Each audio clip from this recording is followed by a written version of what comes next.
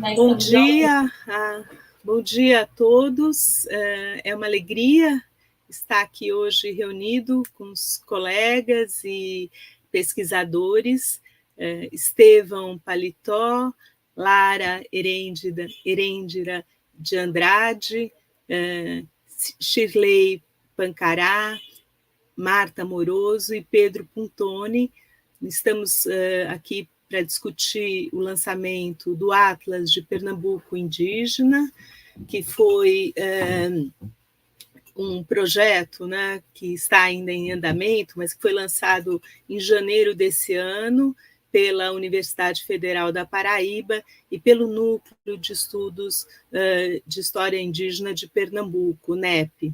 Esse é um projeto até certo ponto, enfim, revolucionário, porque ele reúne informações históricas sobre as populações indígenas e procura georreferenciar a localização desses povos ao longo de uma cronologia muito longa, que vem do período colonial até a época contemporânea. E como nós realizamos, não é, esses seminários do Laboratório de Estudos de Cartografia regularmente, não é, consideramos que era a oportunidade de ouro para discutir o resultado dessa plataforma, desse Atlas digital, e que vem a dar subsídios, não só para a luta dos povos indígenas pela demarcação das suas terras, mas também é um instrumento muito importante para os professores, em sala de aula, professores indígenas e não indígenas de todos os cantos desse país. Eu queria, inicialmente, apresentar, então, a Lara Erendira Almeida de Andrade, que foi docente dos cursos de licenciatura em intercultural indígena. Ela tem um trabalho importante também nessa área, e, mais do que tudo, ela tem se especializado na demarcação das terras indígenas, com uma experiência grande também na formulação dos pareceres e arbitragem, coleta de documentação. Atualmente, ela se encontra em Montreal, trabalhando como pesquisadora num grupo do Instituto Nacional de Pesquisa Científica, fazendo parte de uma rede internacional que também é vinculada à Escola de Altos Estudos de Paris e que luta pela justiça e pelo direito dos povos autóctones. Então, é um prazer, ter a professora e também pesquisadora conosco. Professor Estevão Paletó, eu conheci o professor numa mesa redonda, já faz, acho que um ano e meio, uma mesa redonda que também discutia os usos da cartografia histórica para a defesa, dos direitos indígenas. Isso foi uma mesa sobre o georreferenciamento de Sesmarias, se não me engano, foi coordenada, também participou a professora Carmen Alvear. Ele integra o corpo docente da Universidade Federal da Paraíba, faz parte do Departamento de Ciências Sociais, do Centro de Pesquisas Aplicadas e Educação. Esse trabalho do Estevão é um trabalho já que vem de mais de 10 anos, Ele tem levantado fontes e tem procurado orientar, outros pesquisadores a se dedicarem a esse tipo de análise, que merece muito refinamento metodológico. Então, são muitos os artigos que ele vem publicando. Eu destaco especialmente um artigo sobre a demarcação das terras indígenas, das Sesmarias, entre 1866 e 1867, publicado na revista Outros Tempos, e também os capítulos, né, que ele publicou recentemente, inclusive no livro coordenado pelo João Pacheco de Oliveira, que se chama Reconquista do Território. Esse tipo de... O trabalho do Estevão, ele não se resume só à academia, ele o tempo todo está acompanhando a recepção desses resultados que ele obtém nas pesquisas de arquivo, ele devolve isso para as comunidades indígenas, e esse diálogo constante torna a produção dele muito, digamos assim, muito mais enraizada, socialmente. É um exemplo para todos nós. E eu, por fim, ainda os nossos convidados externos, que também não são tão externos assim, porque a Shirley Pancará, ela é doutoranda do programa de antropologia da USP, orientada pela professora Marta Moroso, e atualmente ela se encontra com uma função que é muito desafiadora no Ministério dos Povos Indígenas, onde ela tem acompanhado a implantação de um sistema de saúde para as populações indígenas no SUS e também cuidado das políticas de ações afirmativas junto às populações indígenas.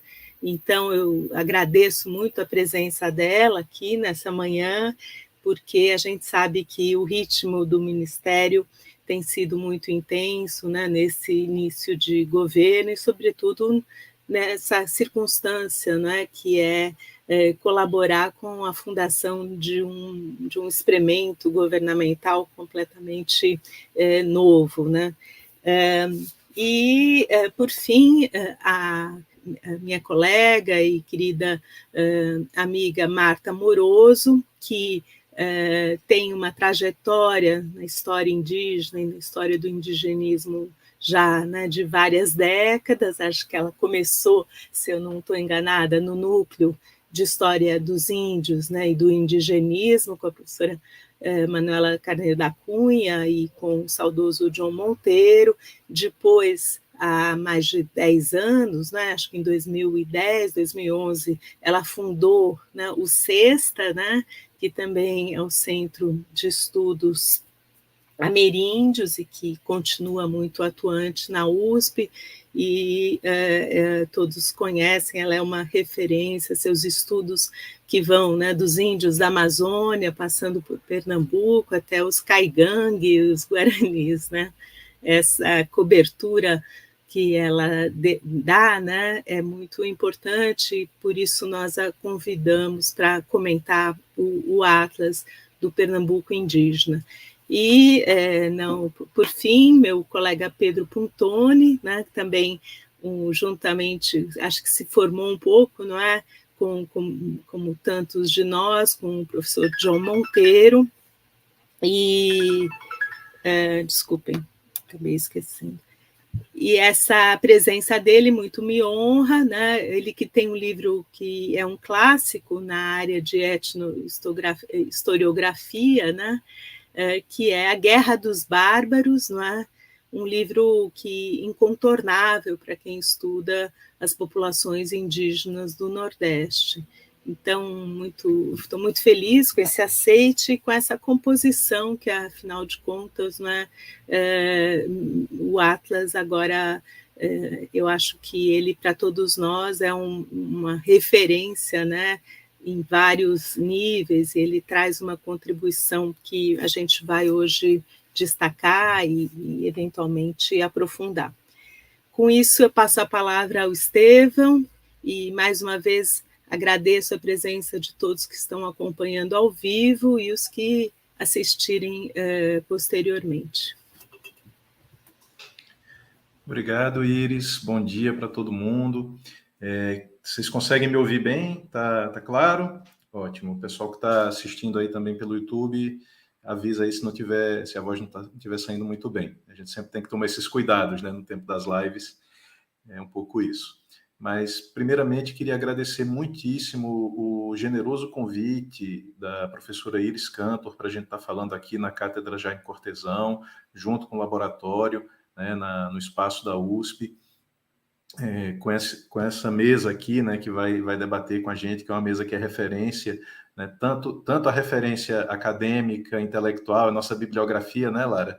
A professora Marta Amoroso, o professor Pedro Pontoni, quanto a Shirley, que é uma referência também na militância indígena, na política indígena, né, que já tem uma trajetória aí, foi co-deputada em São Paulo e agora está no Ministério dos Povos Indígenas. Então a gente tem uma mesa aqui de peso, né, para apresentarmos o nosso projeto, o nosso voo, né, nosso voo cartográfico aqui, que eu e Lara viemos construindo nos últimos 4 anos, né? Desde 2018, 2019, a gente veio planejando o Atlas e construindo ele para que ele ganhe concretude, né? Então, assim, muito feliz, né, desse espaço, da generosidade, a generosidade da professora Iris, que desde o momento que a gente a procurou para dialogar sobre o Atlas, para trocar informações, para pedir autorização para usar o material do laboratório, para citar, né? Então, para ela compor também a comissão científica do Atlas, então a gente tem essa oportunidade de estar construindo relações, de estar construindo uma rede colaborativa de pesquisa, para poder, né, justamente chegar aos fins de que todo esse conhecimento que a gente lida, todo esse conhecimento que a gente produz, ele possa se tornar acessível aos povos indígenas, ele possa se tornar acessível também ao grande público, com essa grande tarefa que nós temos, que é efetivamente de reescrever a história do Brasil, né, de contribuir com a reescrita da história do Brasil a partir do ponto de vista dos diversos povos que compõem esse país, né? Pontos de vista esses que foram silenciados durante muito tempo e que só com muito esforço, com muita luta desses povos, é que esses pontos de vista vão sendo recuperados como pontos de vista válidos e viáveis para a história do país. Então, assim, nesse sentido, o Atlas ele foi pensado justamente para contribuir com essa luta dos povos indígenas, né, através da divulgação, do registro, da reunião de informações, do seu registro, numa forma cartográfica, no caso, a cartografia digital, e na sua divulgação, né? Eu vou pedir licença a vocês para ler um pouco aqui o que seria a nossa descrição do Atlas. É bem curtinha, na realidade, e para que o público possa perceber a nossa declaração de intenções, né, Lara? Um pouco, não é tanto uma reflexão metodológica afinada, afiada, como a gente faz nos trabalhos acadêmicos, mas ela é também uma reflexão importante de ser feita. Deixa eu só me entender aqui com a tecnologia. Pronto. Assim como as gravuras rupestres, as pinturas corporais e os cânticos do Toré, os mapas também contam histórias. É preciso estar atento para ouvir essas histórias que eles guardam como se fossem sussurros. Cada elemento num mapa é um signo que diz algo. Nada está ali por acaso. Cores, linhas, manchas, ícones, letras e números compõem uma linguagem cifrada que tem o poder de mostrar e de esconder realidades. Os mapas, em si mesmos, discursos de poder. Eles pretendem evidenciar alguns pontos de vista, enquanto escondem outros. São objetos de governo, de conhecimento e de estratégia militar. Ao mesmo tempo, são obras de arte e ferramentas técnicas. Enfeitam as salas dos palácios reais e das grandes empresas. Guiam viajantes, informam negociantes e administradores. Estão nos nossos carros, nos nossos celulares. Representam estados e os territórios onde os seus poderes se exercem. Também são logomarcas de comunidades imaginadas poderosas e, com frequência, são signos de projetos coloniais de longo alcance. Indicam, inclusive, as terras ainda por ocupar e conquistar. Sempre nos chamou a atenção a ausência, ou antes, a exiguidade dos registros cartográficos sobre povos indígenas no Brasil, em especial no Nordeste. Afora alguns poucos, especializados e raros mapas históricos e antropológicos, quase nada se acha de informação acessível ao grande público. Isso espelha o discurso que minimiza e nega a presença indígena. Os vazios cartográficos gritam, pedindo que sejam preenchidos. É preciso colocar os povos e as histórias indígenas nos mapas. Desde a invasão colonial, os povos indígenas lutam para não serem varridos do mapa. Se organizam, fazem retomadas, viajam para Recife, São Paulo e Brasília, fazem rituais e manifestações, lutam pelo direito de existir. Nossa inspiração vem deles, do seu esforço para redesenhar o mapa e a história do Brasil, dando uma voz ao vazio que grita nessas cartografias. O Atlas do Pernambuco Indígena tem entre seus objetivos contribuir com os esforços de visibilização dos povos indígenas, de seus territórios e culturas, de suas demandas por justiça e reparação histórica. Reunimos e divulgamos aqui, para um público amplo e não especializado, as informações disponíveis sobre os povos indígenas em Pernambuco, suas histórias, terras, culturas e lutas. Nas últimas décadas, as informações sobre os povos indígenas tornaram-se mais numerosas, porém, ainda são conhecidas apenas de um público especializado, acadêmico ou solidário à causa indígena. É preciso que mais gente tenha acesso a essas informações, e isso inclui os próprios povos indígenas, numa política de retorno, de devolução, né, e suas comunidades escolares, além de toda a sociedade pernambucana e brasileira. Trazemos aqui um conjunto de mapas que busca suprir essa lacuna. O Atlas está apoiado em anos de pesquisa bibliográfica e de campo, acumulados em diálogos e partilhas sistemáticas com povos indígenas e suas lideranças, e também com pesquisadores das áreas de História e Antropologia, que têm se dedicado a estudar os povos indígenas em Pernambuco em todos os tempos. Que as histórias aqui contadas venham a se somar àquelas que os povos indígenas estão vivendo e contando nos dias de hoje, na perspectiva de que o trabalho não cessa e esse atlas estará saudavelmente incompleto, porque as vidas indígenas seguem sempre produzindo novas realidades e apontando para o futuro, né? Então, essa é a nossa declaração de princípios e a nossa declaração epistemológica, né, de que é um trabalho feito por não indígenas, no gabinete, a partir da reunião de informações de gabinete, mas pensando sempre a partir da interação e do trabalho que nós realizamos com os indígenas em campo, né? Então, eu e Lara temos experiência de trabalho de campo com povos indígenas em Pernambuco, Lara mais em Pernambuco, um pouco menos, e eu tenho experiência na Paraíba e no Ceará, inclusive com demarcações de terras e perícias judiciais. E salta aos olhos nos nossos trabalhos, né, isso se tornou uma evidência, o quanto a ferramenta cartográfica é uma ferramenta fundamental para entender a territorialidade indígena, para afirmar os seus direitos também, justamente porque há um viés em toda a produção cartográfica, né? A produção cartográfica desde o período colonial, a gente olhando de modo generalista, né, claro, o viés dela é de informar os interesses coloniais e validar os interesses coloniais sobre os interesses indígenas. Então, é preciso realmente produzir uma contracartografia. Existem vários experimentos dessa produção de contracartografias, né? Temos aí o projeto da nova cartografia social, coordenado pelo professor Alfredo Wagner.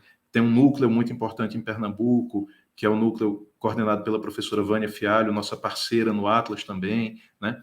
Temos o professor Ricardo Pinto, na área de História lá em Pernambuco, também produzindo cartografias indígenas. Tem o Atlas da América Lusa, sediado na UNB, que também produz uma cartografia histórica muito interessante, com uma coleção de documentos, de georreferenciamento de documentos holandeses, né? Embora não seja uma cartografia sobre os indígenas, mas é sobre um período onde os indígenas são muito registrados na documentação.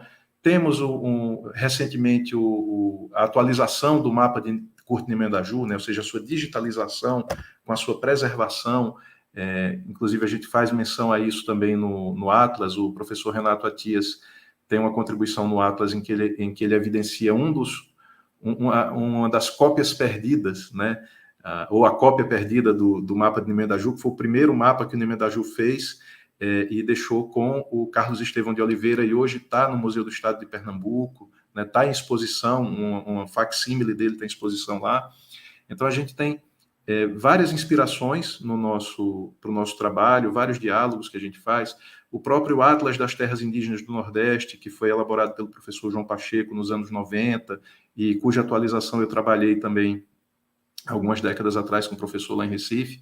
Então, a gente tem uma série de inspirações. Nosso trabalho na ANAI, né, Lara, do monitoramento de terras indígenas no Nordeste. Então, a gente tem um conjunto de inspirações aqui associado aos nossos trabalhos com os povos indígenas que meio que encaminharam as nossas inspirações e a nossa vontade de produzir esse atlas, que só foi possível porque a gente também contou com uma equipe muito dedicada, uma equipe muito guerreira, né, que fez o atlas. Se o atlas está bonito e a gente pode ver, achar ele bonito, né, isso aí é obra da Juliana Ferreira, que além de designer, é doutoranda em antropologia lá na UFPE, né, a Ju, que produz maravilhosamente bem.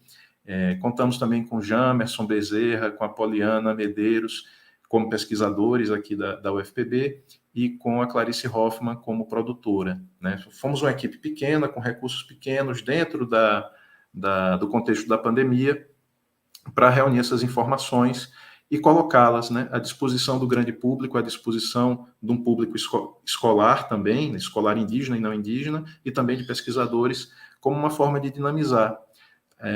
Nossos trabalhos acadêmicos, eles terminam ficando nas gavetas, né? Hoje em dia nas gavetas digitais, né? Não ficam não apenas nas gavetas físicas, nas estantes, mas nas gavetas digitais. E muitas vezes as pessoas têm que se tornar especialistas em procurar as informações, né? Então, uma das pretensões da gente no Atlas foi justamente fazer com que esse material tivesse um caminho para acessar esse material. Claro que a gente não consegue esgotar tudo que está produzido, né, o que foi produzido, o que vem sendo produzido, mas a gente tenta reunir e apontar alguns caminhos ali. As postagens do Atlas tentam abordar um período histórico longo, né, desde o período colonial até os dias de hoje, também relativizando um pouco o que seria a própria ideia do Pernambuco, né? Essas fronteiras de Pernambuco que são, primeiro, para os povos indígenas, nunca foram fronteiras efetivas, né? A pensar, por exemplo, o Rio São Francisco, que é uma das fronteiras de Pernambuco, ele muito mais articula os povos indígenas de ambas as margens e das ilhas do que efetivamente os separa, assim como as outras fronteiras terrestres também nunca foram esses limites tão rígidos assim. E a própria noção de Pernambuco como ente político colonial, cujas fronteiras também foram muito elásticas ao longo do tempo, né? No período colonial, Pernambuco foi muito maior, incluiu vários estados vizinhos, né, como uma sede de poder.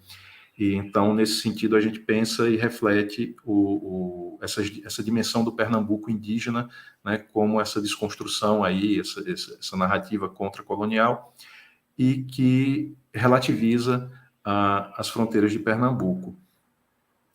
Pensando, né, justamente que os nossos interesses não são apenas centrados em Pernambuco, mas a gente pensa esse Nordeste indígena a partir dos caminhos, das trilhas, das articulações que os próprios povos indígenas realizam, né? Então, o Atlas ele tem essas pretensões, ele aborda esse período histórico longo, ele tenta dar conta da presença indígena. A gente tem algumas escolhas metodológicas na produção das cartografias digitais, que é justamente utilizar um mapa base, né, que seria mais neutro, que seria menos poluído de informações pré-definidas, para ressaltar a presença indígena, né, uma vez que a cartografia tradicional ela não está preocupada em ressaltar a presença indígena, mas sim aqueles elementos que são tidos, né, como os elementos prioritários da cartografia, né, os mapas são sempre seleções. Então, a gente procura evidenciar em cada mapa a presença indígena e os elementos que se relacionam a essa presença, né? Então, cidades maiores ou menores irão aparecer ou não aparecer em função da presença indígena, empreendimentos, indústrias, caminhos, sempre em função dessa presença. E evidenciando também aquilo que os povos indígenas sempre dizem, né? Sempre estiveram aqui, né? Nunca mais um Brasil sem os povos indígenas, mas também porque o Brasil nunca existiu sem os povos indígenas, né? O que houve foi um apagamento. Então, a gente tenta, no Atlas, trazer para uma linguagem visual, trazer para uma linguagem que possa ser rapidamente acessível e recuperada pelas pessoas, aquilo que os povos indígenas colocam, né?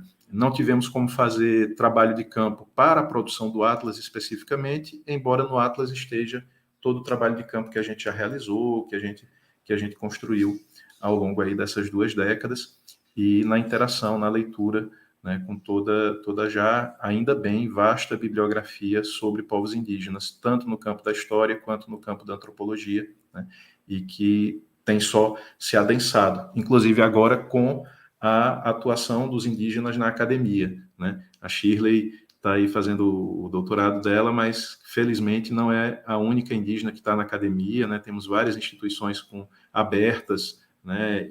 Algumas abertas, outras sendo efetivamente ocupadas pelos indígenas, né? Abrindo portas onde essas portas não querem ser tão abertas. Então, o Atlas ele está para o público, ele está para o diálogo, uma ferramenta de diálogo. A gente não esgotou as postagens dele, né? A gente fez agora o lançamento, tínhamos que fazer o lançamento, mas tem várias postagens aí no forno, né, sendo preparadas, assando, várias contribuições de colegas que foram convidados ou já se prontificaram para trazer também novas postagens.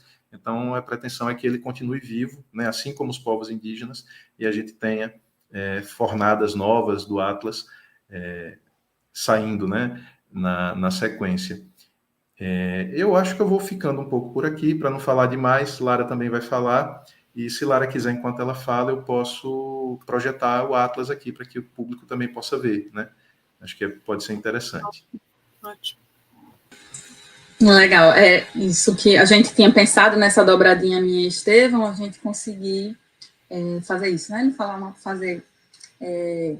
Falar um pouco sobre nossos objetivos e, na minha fala, eu poder falar um pouco das ferramentas, né? Então, quero começar minha fala saudando todo mundo, né? Como o Estevão falou, é um contentamento para a gente estar aqui hoje.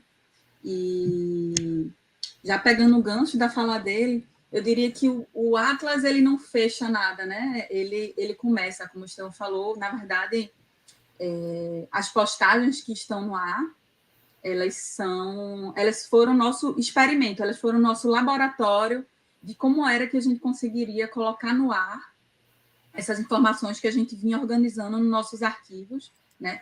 Claramente, como a gente conseguiria dialogar ao mesmo tempo informações que estão em documentos históricos, informações que são relidas por antropólogos e historiadores na contemporaneidade, e documentos e com pontos já referenciados, né? Então, nosso grande experimento era esse. Então, para a gente é muito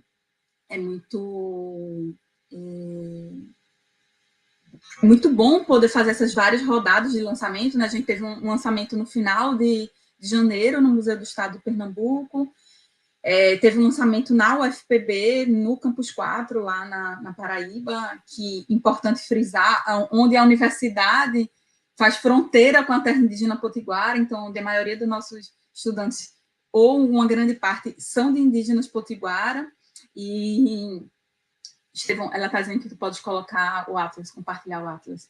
E agora, no final de março, a gente teve na licenciatura intercultural em Caruaru, né, uma licenciatura para professores indígenas. Então, nossa ideia é justamente que o Atlas ele seja um começo, não um fim, né? A nossa principal ideia é que ele seja uma ferramenta. E aí, dialogando com essas várias pessoas, sempre nos vem novas possibilidades de uso da ferramenta, mas também possibilidades do que a gente pode estar divulgando, né? Como o Estevão falou, a nossa ideia básica é que isso possa ser usado como material pedagógico, né? Desde o lançamento, eu estava vendo os números das nossas navegações, a gente já teve mais de 5 mil acessos, na verdade, são quase 6 mil acessos ao nosso site, de pessoas de mais de 24 países, notadamente muito mais gente de Pernambuco, mais de 3 mil acessos são de Pernambuco. Em segundo lugar, o Atlas foi mais acessado por São Paulo, por pessoas em São Paulo. Bom, acho que a gente chega a uns 300 acessos em São Paulo, em seguida da Paraíba, com mais ou menos 200 acessos. E aí a gente vai apresentar um pouco do Atlas aqui hoje, mais para provocar vocês a conhecerem do que conseguir aprofundar muito. Bom, no canto esquerdo da tela de vocês conseguem ter informações sobre o Atlas, né? E como é que a gente organiza o site, quem é a equipe. Pode fechar, Estevão. Quem somos, né? Então, quem participou do projeto, mas aqui do lado também o conselho editorial, que para nós funciona, claro, como um conselho editorial, mas também é um pouco um grupo de intenções com os quais a gente pretende estreitar laços e fazer com que esse Atlas possa ter cada vez mais material divulgado, né? E, bom, ultrapassando, como o Estevão falou, ultrapassando as fronteiras desse Pernambuco indígena, não esquecendo da megalomania pernambucana, o nosso contato, que a gente já tem entrado, né? As pessoas podem mandar recados e a gente tem respondido de forma periódica e também traçado aí algumas... É interessante porque tem muita gente da rede pública, né, de educação, que entra em contato, que pergunta, que pede mais informações. E, bom, do lado direito, a gente tem a nossa principal forma de organização do Atlas. A gente tem um conjunto de textos que a gente reúne em artigos. Aí estão nossas pesquisas acadêmicas mais densas, são textos mais longos, né? Então, bom, você tem... não sei, acho que são 8 ou 9 postagens. Tem a releitura de alguns artigos que já estão publicados, que aparecem aqui resumidos. Tem alguns textos de colegas. Bom, tem esse texto, por exemplo, do Estevão, que fala da etnografia produzida pelo Rohenthal na década de 50.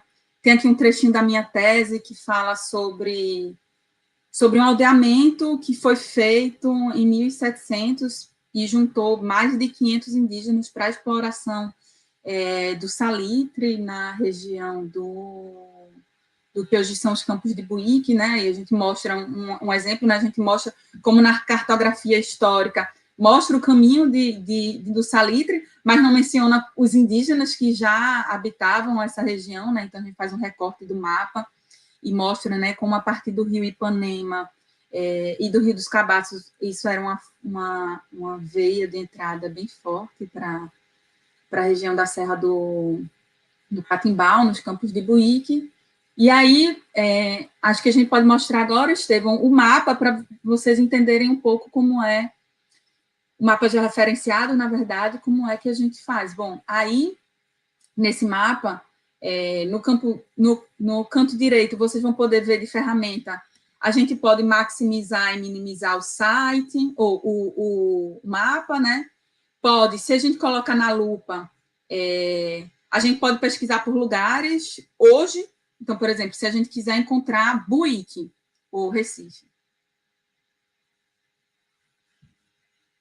ele vai indicar onde é que está a cidade hoje. Então, por exemplo, se uma pessoa está numa cidade do interior e ela quer encontrar qual é a localização dela dentro desse mapa, ele deu esse zoom, porque a cidade está dentro do que é esse retângulo marrom, que é uma estimativa grosseira da Sesmaria dos Campos de Buíque. Bom, já que a direita, Estevão já clicou nessa camada do que seria a Sesmaria dos Campos de Buíque, e aí a gente coloca um trecho do documento que é resgatado no livro... meu Deus...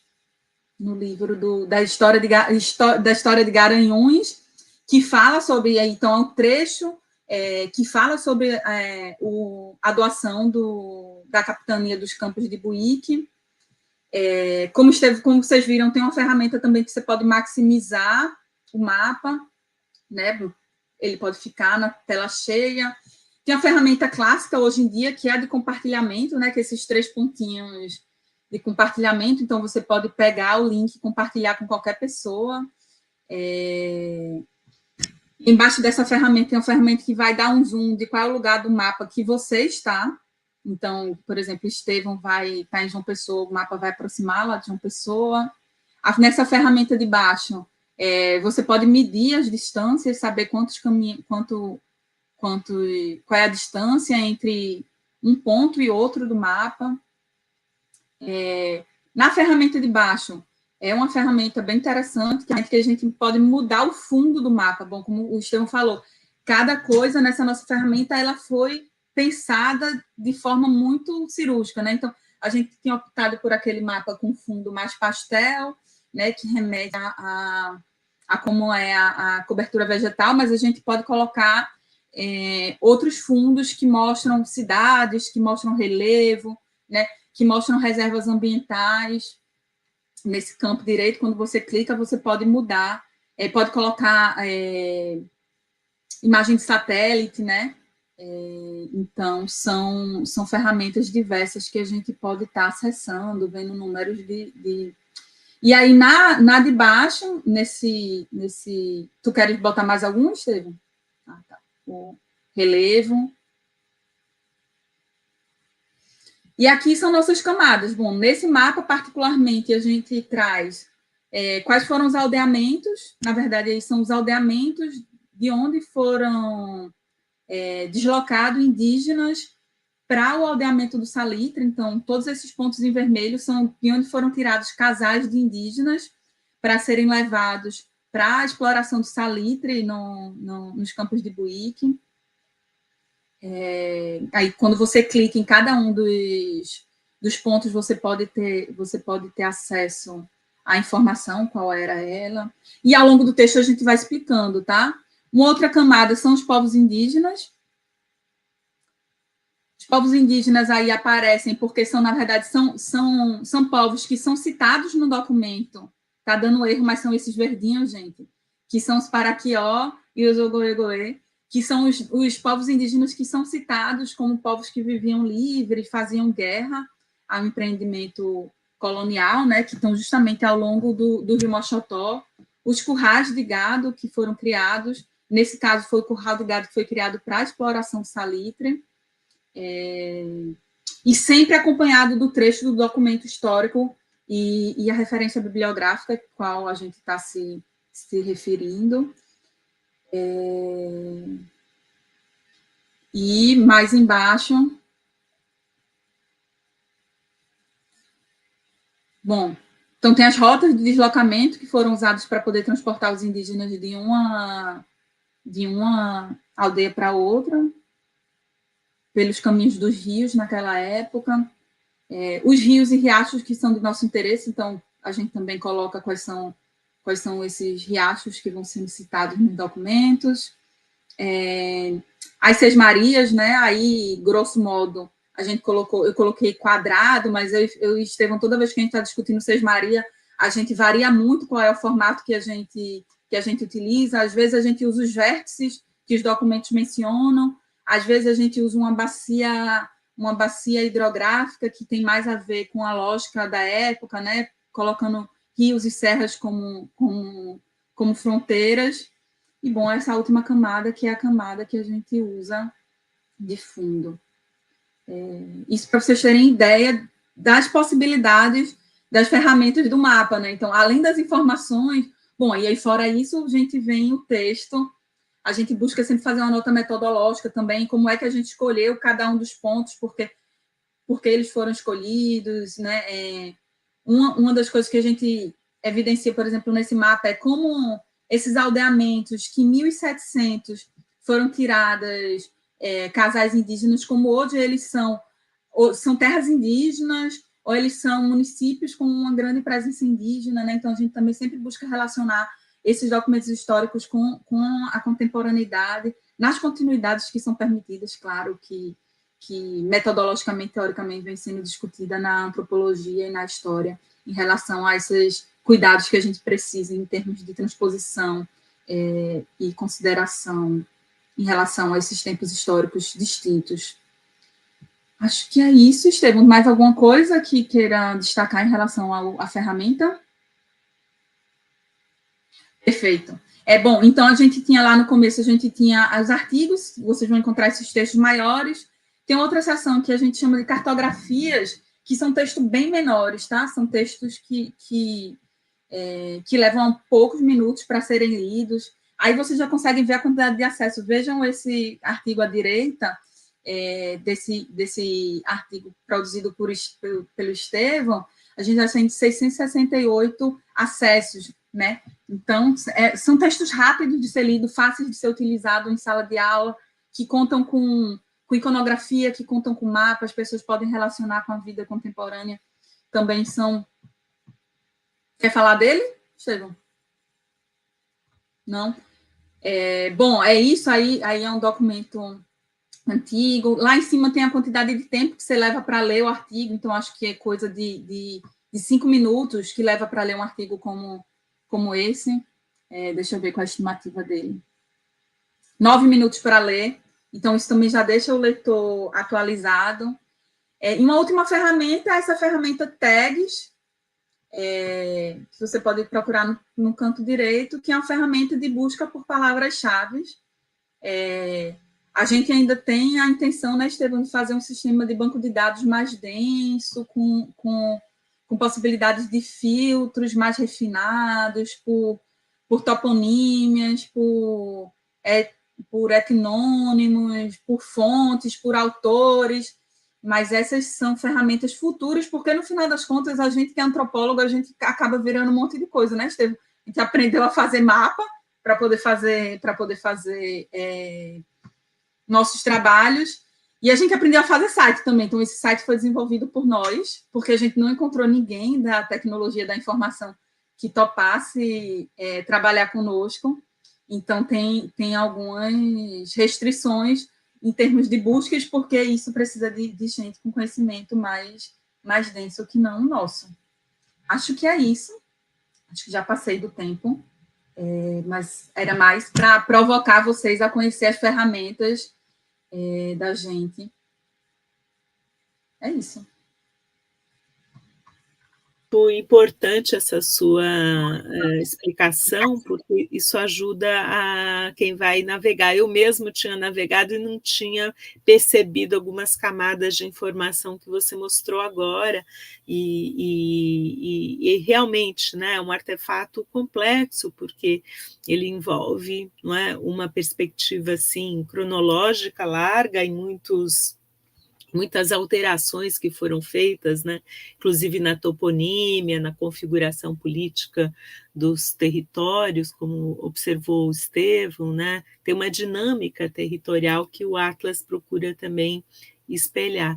Mas eu passo, então, a palavra para Shirley Pancará, agradecendo novamente o tempo dela e a presença, e essa experiência que vem de um olhar, né, indígena e pernambucano, embora ela já viva aqui em São Paulo, né, tenha passado uma parte grande da sua formação aqui em São Paulo, mas tem essa perspectiva que também, né, e ajuda, né, a compreender o impacto dessa ferramenta que vai para além, né, apenas da sala de aula. Obrigada, Shirley. Bom dia a todas, todos e todes. Gratidão pelo convite, gratidão a todos que nos assistem. Então, eu sou a Shirley Pancará. Pancará é um povo indígena de Pernambuco, do sertão de Pernambuco. Eu vivo em São Paulo há 24 anos. Sou doutoranda em antropologia social, aí com a maravilhosa orientadora Marta Rosa Amoroso, na USP. Então, eu sou aluna cotista, fui a primeira aluna cotista no doutorado em antropologia social. E também, como o professor Estevão falou, antes eu vim da educação, fui diretora de escola de educação infantil do povo Guarani, depois entrei no mandato coletivo e aí a vida vai correndo. Entrei num ano difícil no doutorado, não é, professora Marta? Entrei no primeiro mandato coletivo do Estado de São Paulo e entrei no doutorado, tudo isso ao mesmo tempo, então trocando o pneu do carro com o carro andando. E agora eu estou aqui como coordenadora geral de promoção a políticas culturais no Departamento de Línguas e Memórias Indígenas aqui do Ministério dos Povos Indígenas. Então, esse é o meu cargo, coordenadora geral de promoção a políticas culturais no Departamento de Línguas e Memórias Indígenas. E eu li o Atlas, fiquei muito encantada, gostei muito das cores, eu enquanto pedagoga, eu dou uma olhada nos detalhes, detalhes, né, de tudo, pedagogizando tudo. E eu olhei que as cores, ela é uma cor que chama atenção para você dar uma olhada, o formato que teve. Então, eu cheguei, fui clicando e fui vendo algumas coisas, né, algumas ferramentas, e cada hora que eu clicava e via um pouco da ferramenta, eu tinha mais curiosidade para clicar nas outras, para completar essa espécie de que ficou parecendo uma mandala, não sei que é, né, uma mandala, um sol, me deu várias ideias, e aí cada um vê do seu ponto de vista, e achei as cores interessantes, achei como ele foi feito, e aí eu estou aqui em 2 momentos, na questão do Atlas, né? Eu posso é interessante para utilizar ele dentro do próprio. Eu já utilizo algum desses mapas, né? Inclusive esse que fala aí da questão da usina nuclear de Pernambuco, eu já trago ele para dentro da tese e dessa história lá da usina.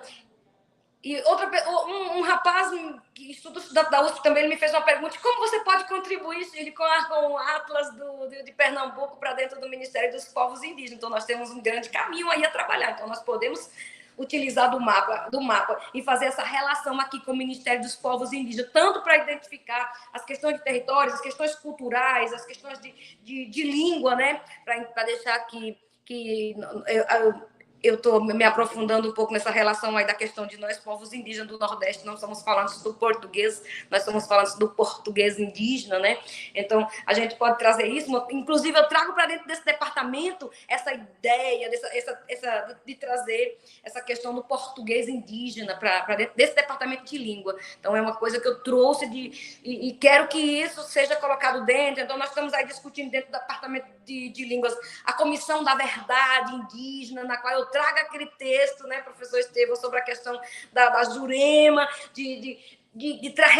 trazer isso. Por que a Jurema, a pessoa que morreu, o parente indígena que morreu preso por conta do uso da medicina da Jurema, por que muitas pessoas do Nordeste, inclusive nós mesmos, próprios parentes indígenas, negamos isso por conta da opressão e da perseguição, porque não é fácil. Muitas vezes a gente é cobrado lá fora: mas você não quer fazer isso? Às vezes eu tenho que andar no ônibus, eu tiro o meu brinco.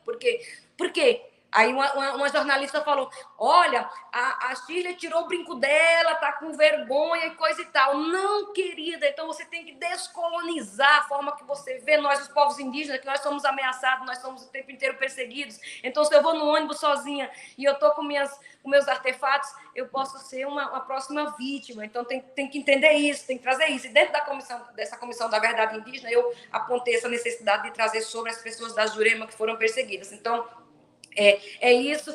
Tem muita coisa para a gente falar, tem muita coisa para a gente contribuir. Esse mapa contribui para mim muito. Eu fico muito feliz de trazer esse diálogo junto com a Marta, porque é uma coisa que eu tenho cobrado sobre a etnologia dos povos indígenas do Nordeste. Então, trazer o mapa, para mim, além de me alegrar, olhar o mapa, de me colocar nessa situação, de ver a questão territorial, a questão cultural, os nossos terreiros, o nosso percurso todo que a gente faz. Então, o mapa, ele é um conjunto de coisas. Ele é um conjunto de coisas ambientais, culturais, de educação, de saúde, tudo está dentro desse mapa.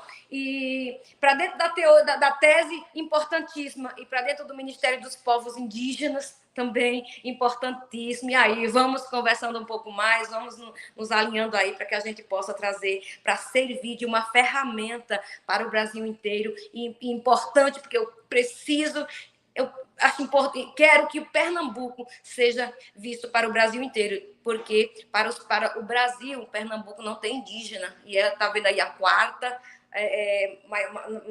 maior de população indígena, mas as pessoas não têm isso, né? Não compreendem. Isso é importante para trazer, para que evitar estereótipos, para que se evite violência, para que se evite apagamento, né? E é isso, gente. Eu acho que eu já passei dos meus minutos.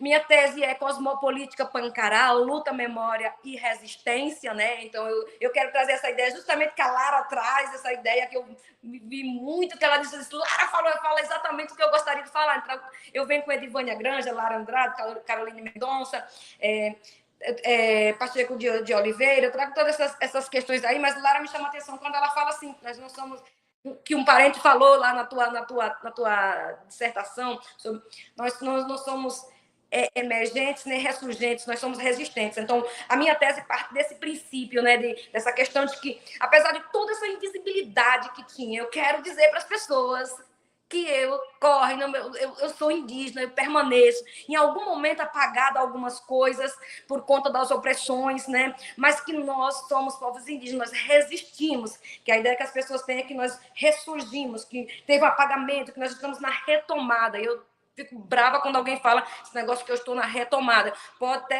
Pode ser em algum olhar que esteja na retomada, mas isso estava aqui, só estava apagado por medo, por opressão. Então, eu estou tentando trazer isso dentro dessa tese, provar para as pessoas que os nossos locais sagrados, as nossas matas, os nossos cantos de dança, eles permaneceram, apesar da tentativa de opressão, mesmo que fosse num lugarzinho ali quietinho, escondidinho, por medo, mas eles estavam ali e continuam. Então é isso, meu povo, muita paz e muita luz, estou à disposição para que a gente possa conversar, tanto enquanto aqui Ministério dos Povos Indígenas, quanto a minha tese. Gratidão.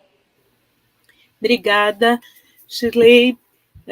Esse seu depoimento emocionante. Essa mesa também tem uma coincidência feliz, né? A Lara participou da demarcação das terras indígenas Pancará, ela estava contando logo no início, antes da gente entrar ao vivo, né? Então, eu acho que isso também aproxima essa experiência vivida e a experiência agora elaborada, né, dentro de uma tese. Isso tudo vai criando, né, um conhecimento mais orgânico. E com isso eu passo a palavra à querida colega Marta Moroso e agradeço também a possibilidade dessa conversa, da gente ter o olhar dela tão informado e atento. Obrigada, Marta.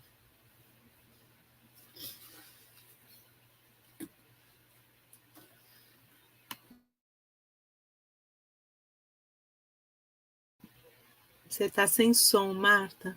Pronto. Melhorou? Agora sim.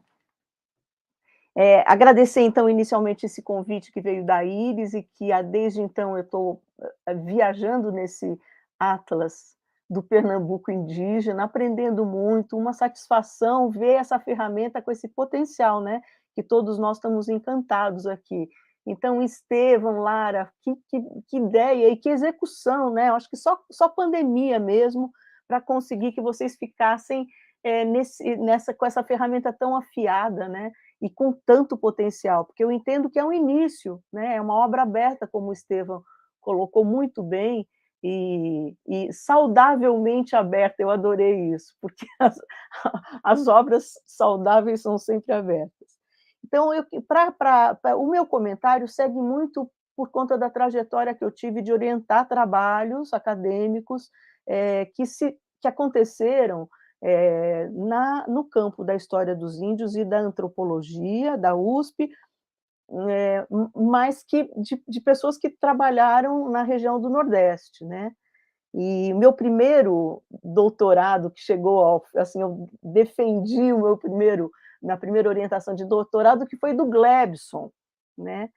Queridíssimo Glebson, que fez um trabalho escandalosamente bem feito de parentesco e política na Baía da Traição. Então, foi muito estimulante aprender com o Glebson as questões de um registro histórico e antropológico, porque ele estava fazendo etnografia do parentesco no doutorado, mas com uma base histórica muito bem consolidada, né?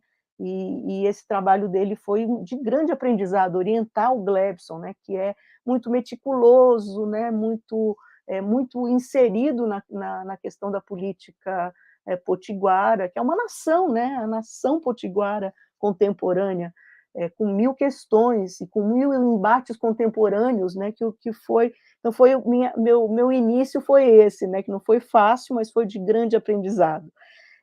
Logo depois, eu orientei a Luciana dos Santos, que tinha o desafio de acompanhar comigo uma montanha de documento do século XIX relativo ao programa de catequese e civilização do governo do Império, que Dom Pedro contrata capuchinhos italianos que se espalham pelo Brasil inteiro. Essa documentação, quando eu pus a mão, a Manuela falou, vai para lá, para o Arquivo da Tijuca.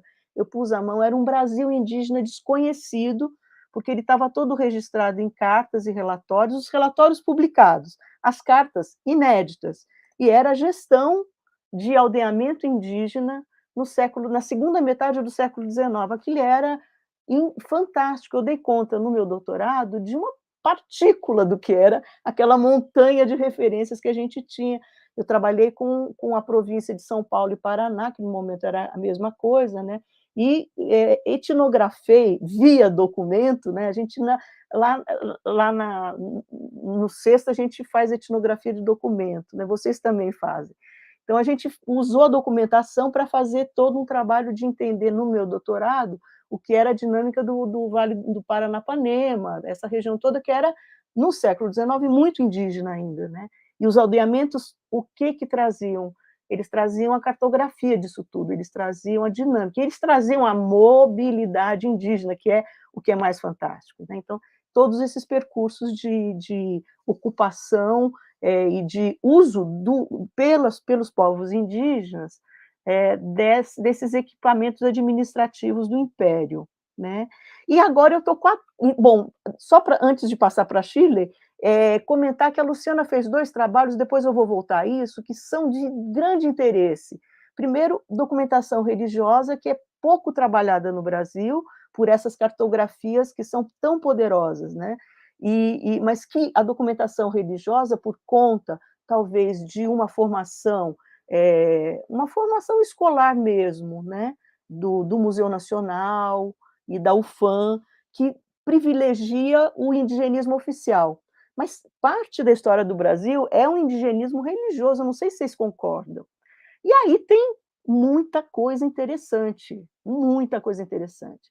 Eu li o mapa olhando só a fresta do século XIX, e eu fiquei vendo as possibilidades e a potência da gente trazer essa documentação religiosa que fala de um Brasil recente, né? Relativamente recente, em que a ocupação indígena é absolutamente fantástica, os documentos estão revelando isso, né?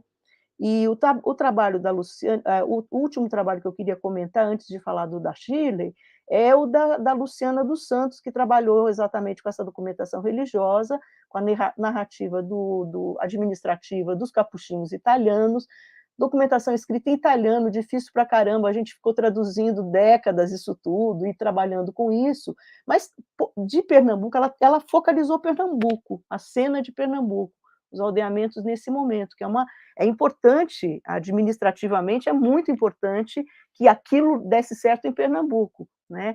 Enterrar as flechas, enterrar as facas, pacificar é a linguagem, né? Dessa documentação, evidenciando população indígena no século XIX, na segunda metade do século XIX, o que é fantástico. E processos coloniais violentíssimos, que eu vou citar 2 que estão no trabalho da Luciana. A epidemia de cólera, que é o doutorado dela, que é absolutamente transtorna o leitor, porque é a violência de uma epidemia, e ela documenta como isso está acontecendo a partir da documentação do século XIX, mas antes ela fez um mestrado exatamente sobre os aldeamentos de Pernambuco, e figuras que foram muito importantes para o indigenismo do século XIX, missionários italianos, que depois vão para a direção do programa de catequese que acontece no Rio de Janeiro. Então, isso, Luciana, Glebson, eu fui aprendendo um pouquinho. O Pedro, né, o medo que dá de falar na frente do Pedro, de Pernambuco, né? O medo que dá de falar na frente da Lara, do Estevão, da Iris, mas, enfim, é assim que a gente constrói. Então, tem coisas que eu estou querendo chamar a atenção para um aspecto que é esse aspecto que são as etnografias, ainda que históricas, mas ou etnografias mesmo no sentido malinovskiano, de como são essas ocupações indígenas no século XIX, no século XX, no século XXI. A gente já tem hoje vasto material, qualificando esses eventos cartográficos com uma outra qualidade de narrativa, que talvez seja um movimento para ser empreendido na sequência, me parece que é isso. Né? Um trabalho da Luciana, por exemplo, quando eu entro em Papacaça, né? O trabalho da Luciana é como isso virou uma escola, um internato em que crianças órfãs do Brasil inteiro, crianças indígenas, foram depositadas lá. E eu vou olhar o censo que você apresenta, Estevão, é muito surpreendente, né? Então, o número de mestiços, de caboclos, né, surpreendentemente aumentado com a fundação desse colégio, né? Olha o que a gente tem para falar ainda, camadas e camadas que a gente não explorou e que estão na documentação. Aquilo foi um internato de órfãos indígenas, de gente que morreu, os pais, as famílias desapareceram. Então, você tem gente de Goiás, meninos de Goiás que foi internado lá, porque os capuchinhos tinham aldeamentos e levavam para essa escola ali, né?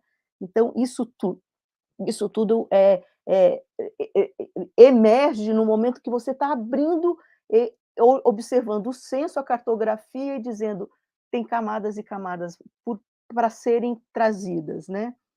Bom, e o terceiro trabalho que eu queria comentar é o da Shirley Pancará, que eu estou tendo o prazer e a alegria de orientar, dificílimo de trabalhar, porque vocês viram que a agenda da Shirley não é fácil, mas a gente continua se falando e continua trabalhando firmemente. No momento, eu que estou em dívida com ela, eu tenho que devolver comentários de um trabalho que ela está construindo com muito cuidado, mas a Shirley vem de uma trajetória de luta pelas ações afirmativas, atualmente ela está no Ministério, mas isso é apenas um aspecto de uma trajetória que vem construída nas aldeias Guarani de São Paulo, né? E antes disso, participando de processos diaspóricos dos Pancará, né? Acompanhando os parentes que estão morando em São Paulo. E o Atlas, então, que eu leio, é muito por essa informação que eu tenho muito qualificada dessas pesquisas que eu orientei.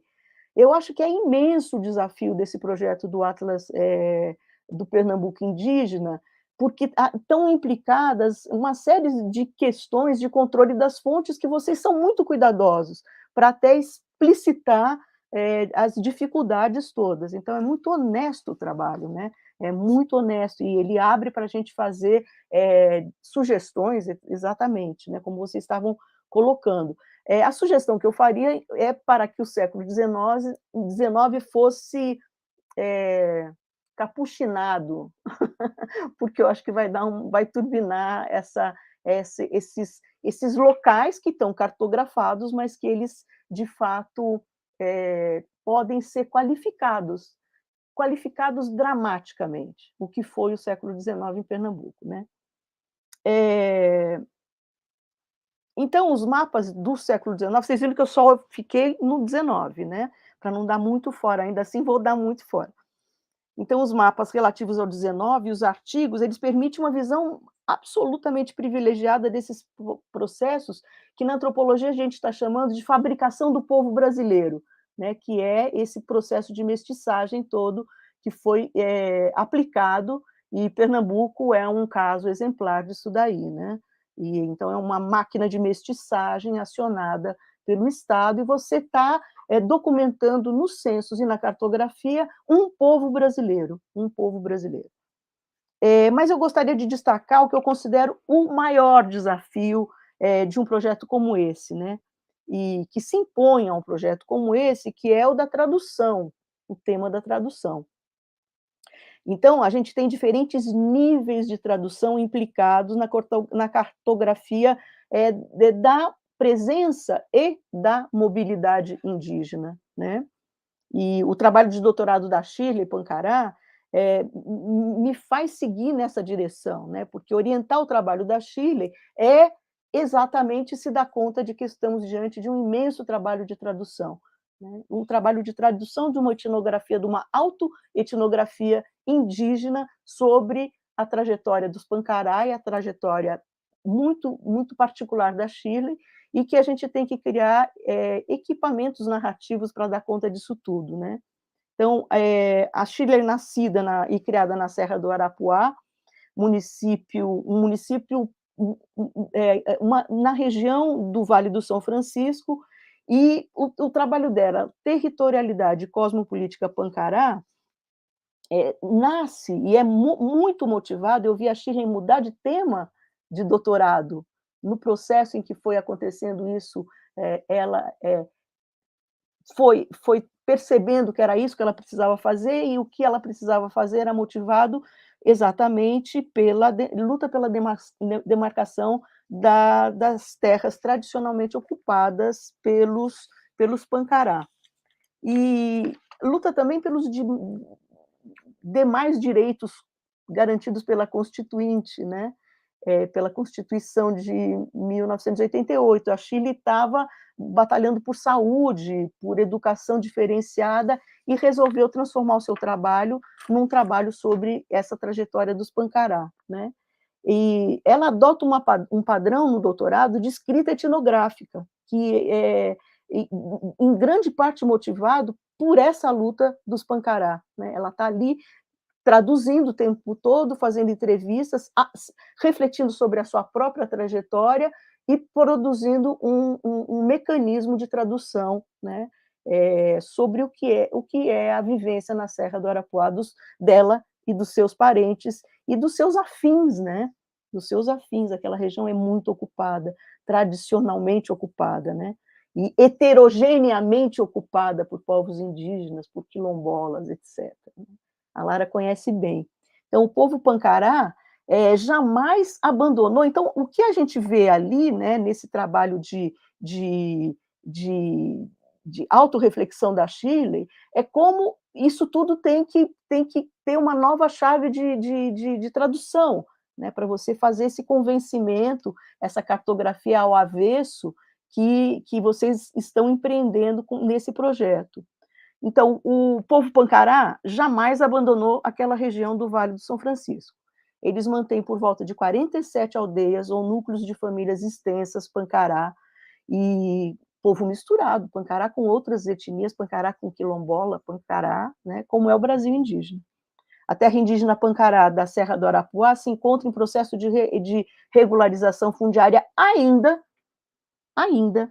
O pavor que dava nos últimos 4 anos, o que poderia acontecer, né? Nesse momento, a gente tem que acelerar esse processo, né? Enfim, hoje a gente contabilizado no ISA, não sei se vocês concordam com esse número, Shirley e Lara, por volta de 3.000 habitantes, né, populações indígenas morando em aldeias ali naquela região, né? A história recente dessas famílias Pancará, parte delas parentes de Shirley, passa pela diáspora que os conecta com os Pancará de São Paulo, que há décadas moram na região do ABC paulista. Outra parte das famílias Pancará permaneceu na região de origem, e é com elas que Shirley realiza seu trabalho nesse momento. A tradução, como eu dizia antes, está no cerne das narrativas dessas famílias Pancará e no cerne de suas histórias. Em que termos a gente vai traduzir o que foi a experiência de resistência desse povo, né? E aqui eu cito o antropólogo escocês Peter Gall, que eu gosto muito, que nos ensina que essa história é uma história de memória do parentesco. É uma história que também, por sua vez, informa os sentidos daquelas paisagens habitadas. Sem isso, a gente perde o sentido da tradução que a gente está se metendo a fazer, né? Aos Pancará foi negada a língua, foi negada a identidade indígena, foi negado o território tradicional, depois de terem passado pelo sistema de aldeamentos católico dos frades capuchinhos, no período colonial e no período imperial, até o segundo reinado, né?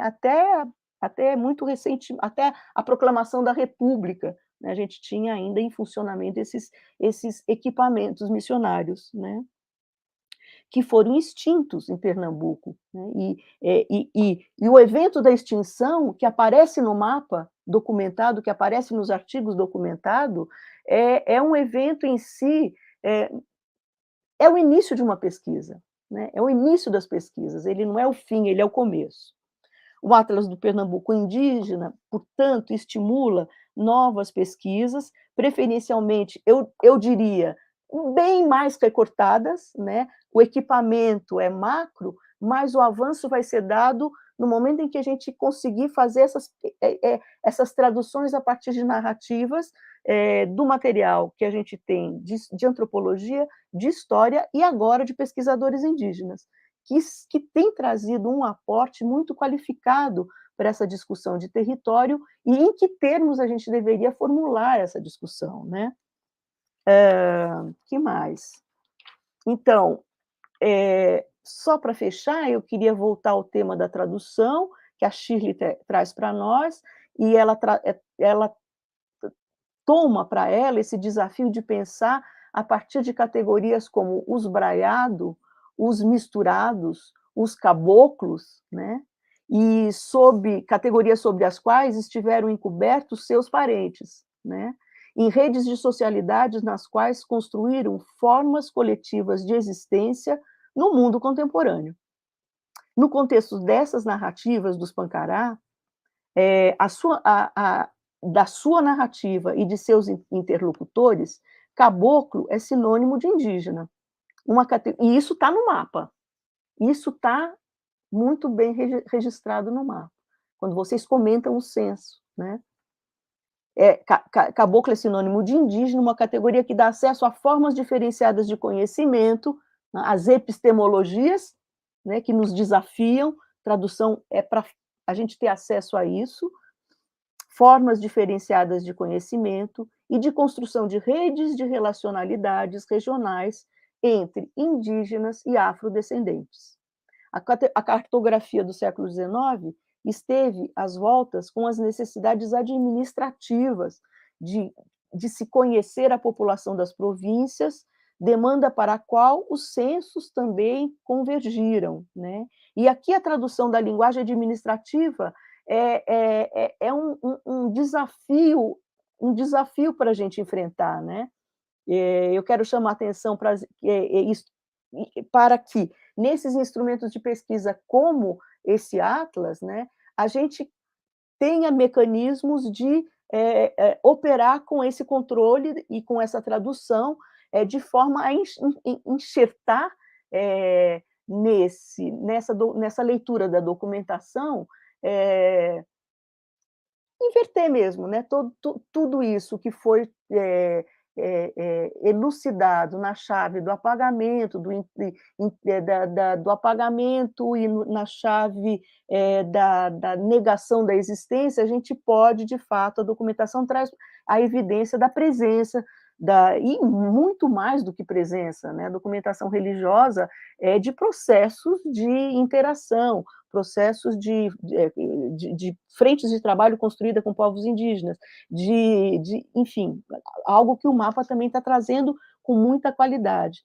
E eu lembro que o acontecimento de publicação, importantíssimo acontecimento histórico, de publicação da Lei de Terras de 1850, e que teve um grande impacto na política de regularização fundiária e grande impacto no controle, na questão da administração das terras indígenas nesse momento, né?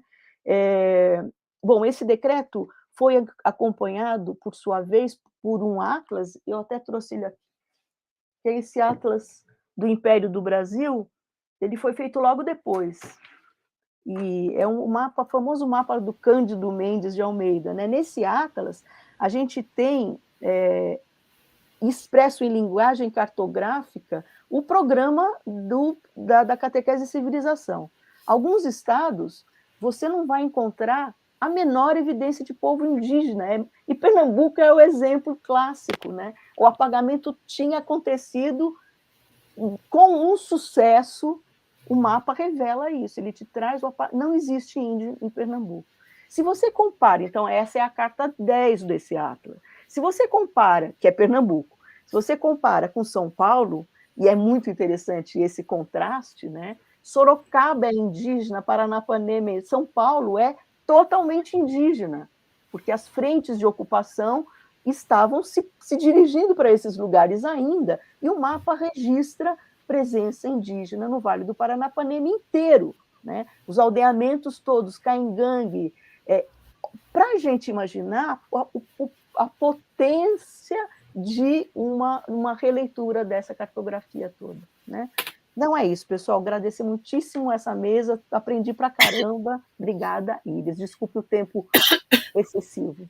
Imagina quantas contribuições, quantos temas de pesquisa, e essa sua também autoetnografia, né, de como é que você foi aprendendo.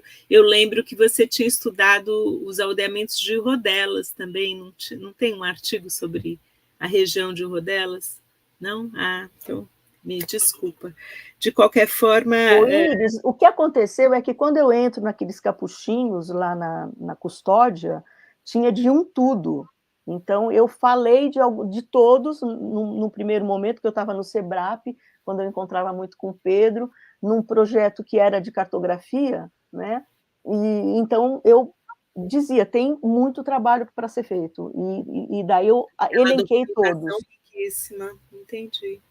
Mas não, super importante justamente a gente ir agregando, não é, essas leituras da documentação administrativa, né, desfazendo, né, essas rubricas, né, fazendo uma leitura mais crítica dos arquivos coloniais e imperiais, né? Você vê a potencialidade que você mostrou para a gente e articulando isso com as demandas contemporâneas que vão dando sentido também, né, ao apagamento.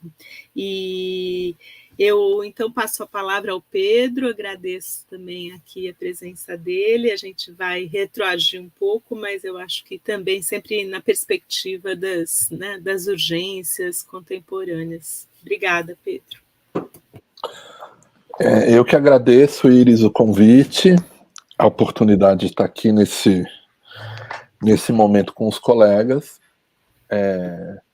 e participar do lançamento do Atlas, que é, de fato, algo muito... quer dizer, o lançamento agora, né? Porque ele já foi lançado, a gente já tinha acesso, pôde já visitar, mas eu quero cumprimentar o Estevão e a Lara pela iniciativa, toda a equipe, sei que a Iris também colaborou. Eu sei que os trabalhos são sempre resultado de um esforço coletivo, né, de muita gente, e, na verdade, da acumulação de um trabalho, de uma produção que aparece, está testemunhada na plataforma agora. O artigo sobre o mapa do Mindaju é muito rico, muito interessante, e inscreve o exercício, a proposta apresentada justamente nessa tradição tão importante da construção desses mapas, que, no caso, o Mindaju nos ilustra, e a referência ao mapa de 36 é incrível, do esforço de construção de uma contracartografia, digamos assim, de uma cartografia que revele a presença dos indígenas, que traga à tona esse espaço, essa territorialidade, que foi negada, que foi abusada, conquistada, violentada ao longo de todos esses séculos da colonização. Processo de colonização que, de alguma maneira, como a gente tem testemunhado nos últimos anos, de forma terrível, permanece, continua, né, de apagamento, de conquista, de invasão, de esbulho do que é o território indígena, do que é esse espaço ameríndio, né? E isso é muito interessante, porque o Atlas é mais um desses exercícios de confrontar essa cartografia propondo uma outra, que é um esforço, foi apresentado pelos autores, a Lara mostrou um exemplo, né, de uma cartografia, mas são já dezenas ali, e quem for usar vai aprender muito, como eu aprendi, lendo quase todos esses artigos, verbetes e mapas, porque isso eu acho muito interessante, pontuar. São mapas, e são mapas que usam os recursos da tecnologia muito bem, são instrumentos novos, são mapas muito mais fáceis de lidar com as camadas, e o zoom, e a possibilidade de visualização de várias maneiras. Então, são interativos, e o leitor, com isso, se torna muito mais criativo e produtor no processo de leitura dos mapas. É claro que os mapas são resultado de um trabalho, de cada um deles, né? De uma investigação, de uma tradução desse conhecimento para o público, e eles são também acompanhados, como foi mostrado, de textos, de referências, de notas. Então, metodologicamente muito bem construídos. Eu acho que o Atlas, eu queria só fazer essa primeira observação, ficou um instrumento incrível. E é um instrumento também pensado, isso foi pontuado já aqui, para atingir um público mais amplo e para funcionar como um material didático, um material de trabalho, de difusão do conhecimento. Então, eu acho que é super bacana o que vocês estão fazendo, não fizeram, né? Estão fazendo, porque também essa é uma outra dimensão importante. A Marta estava lembrando isso. É um trabalho aberto, um trabalho em construção, e é um trabalho que já, só de olhar o mapa de Pernambuco, na verdade, a vontade é explodir todas essas fronteiras e que esse mapa seja o início de um mapa para os outros espaços, inclusive porque o Estevão lembrou isso, né? A própria fronteira de Pernambuco é uma construção já ao longo dos séculos da colonização, mas é também algo que aprisiona, essas territorialidades aprisionam as próprias territorialidades indígenas. Então, essa consciência reflexiva, né, da necessidade de enfrentar essa limitação, né, essa imposição da cartografia estabelecida, já aparece aí. Daí, essa contracartografia apresentada, ela vai construindo, de fato, caminhos de ruptura com o que está sendo posto. Esses instrumentos, eu queria também pontuar isso, esses instrumentos novos trazidos do digital e das humanidades digitais, e a IRIS tem muito tempo se destacado e liderado com o laboratório de cartografia histórica isso, né? O uso dessa tecnologia e do potencial dessas informações, desses bancos de dados e camadas e camadas, né, de conhecimento que estão acumulados nesses mapas, é algo incrível, é algo impressionante, né? Eu queria só, para pontuar isso, lembrar aqui, a Marta me estimulou a fazer isso, fazendo um percurso um pouco da produção desse conhecimento.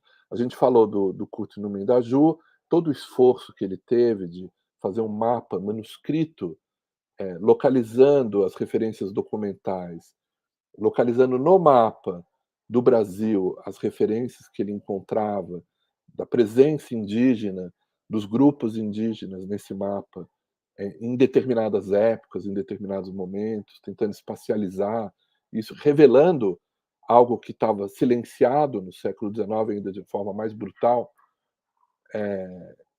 Esse esforço do Numen da Ju, quando nos anos 80, 90 se procuravam uma nova perspectiva de história indígena, estou falando do nosso caso na universidade, estimulado pelo movimento indigenista, a luta pela Constituinte, o esforço que foi da construção da democracia no Brasil no final dos anos 80 e com a Constituinte, o capítulo dos direitos especiais, o resultado da luta dos indígenas, muito próximo do trabalho da academia, dos antropólogos, sobretudo, porque quem liderava o processo de mergulho na história indígena, numa historiografia indígena comprometida, engajada com essa construção e essa.